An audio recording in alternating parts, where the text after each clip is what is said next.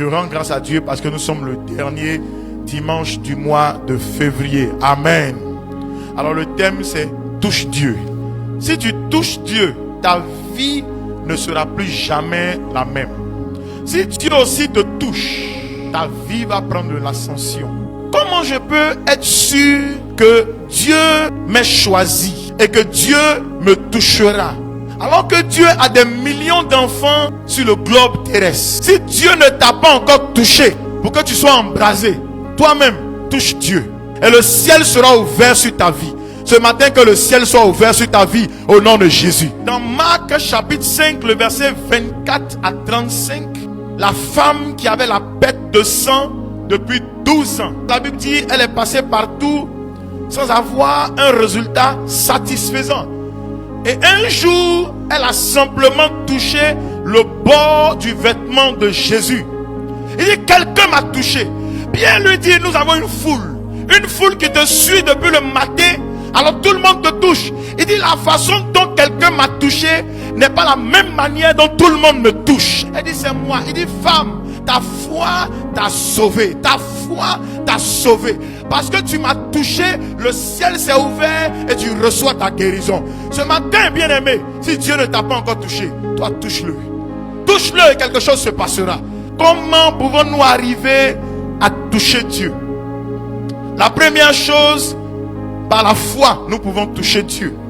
Si ta foi touche Dieu, ton histoire ne sera plus jamais pareille. Si ta foi touche Dieu, ta destinée prendra de l'envol. Dis-moi amen s'il te plaît. Dans Matthieu 8, le verset 5 à 13, il s'agit d'un homme que la Bible nomme le centenier. C'est un chef, un soldat qui a sous sa responsabilité 100 personnes. Mais cet homme est particulier. Un jour, il s'approche de Jésus et lui dit, mon serviteur est malade. Il a besoin de guérison. Alléluia. Et Jésus lui dit, effectivement, j'irai et ton serviteur sera guéri. Il dit, en fait, ce dont j'ai besoin, ce n'est pas que tu fasses toute cette distance. Parce qu'il n'y a pas de distance dans le monde spirituel. À partir de là où tu es, prononce une parole et mon serviteur sera guéri. Amen. La foi de cet homme a touché Jésus. Et Jésus-Christ a pu dire, je n'ai pas vu de telle personne qui manifeste une foi comme ça en Israël. Non seulement il est romain, il est méchant avec nous, mais à cause de sa foi, mon Père a répondu favorablement pour son serviteur. Ce matin, j'aimerais te dire, ta foi peut changer l'ordre normal des choses. La Bible dit, nous marchons par la foi et non par la vue. Par la foi, je peux posséder le spirituel et par la vue, je peux voir les choses se manifester. La foi ne s'apprend pas à l'école. La foi s'apprend dans la parole de Dieu. La foi est contagieuse. Marche avec des personnes qui voient par la foi leur avenir. Tu vis par la foi. Tu évolues par la foi. Quelque chose est en toi, doit se matérialiser à cause de la foi. Et la Bible dit, bien-aimé, tu peux appeler à l'existence ce qui n'existe pas par ta foi. Ce matin, je t'injecte une dose de foi. Par la foi, tu peux changer le monde. Un jour, tes frères Wright se sont levés. Ils disent, on va créer le téléphone. Et le téléphone existe jusqu'aujourd'hui. Des frères noirs, des enfants de pasteurs. Par la foi. La parole de Dieu est universelle. Il n'y a pas de parole de Dieu pour des blancs et de parole de Dieu pour des Africains. Partout où tu es, la parole de Dieu est universelle. Et la foi marchera. La deuxième chose, on peut toucher Dieu par notre adoration. Je ne parle pas de l'adoration que le groupe musical vient rendre, mais je parle d'une adoration personnelle.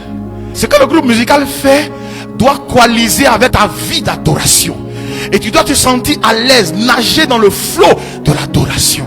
Adorer Adonai parce qu'il est Dieu, parce qu'il est le roi des rois, l'alpha et l'oméga, celui qui n'a jamais échoué, celui qui est né par lui-même, qui existe par lui-même, qui crée le monde par lui-même. Alléluia. Actes chapitre 16, le verset 25. La Bible dit, à minuit, Paul et Silas chantaient, adoraient le Dieu très haut.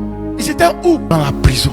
Ils ne se sont pas plaints. Mais à minuit, la Bible dit, ils chantaient et ils louaient Dieu. Frère, ton adoration peut changer l'ordre normal des choses.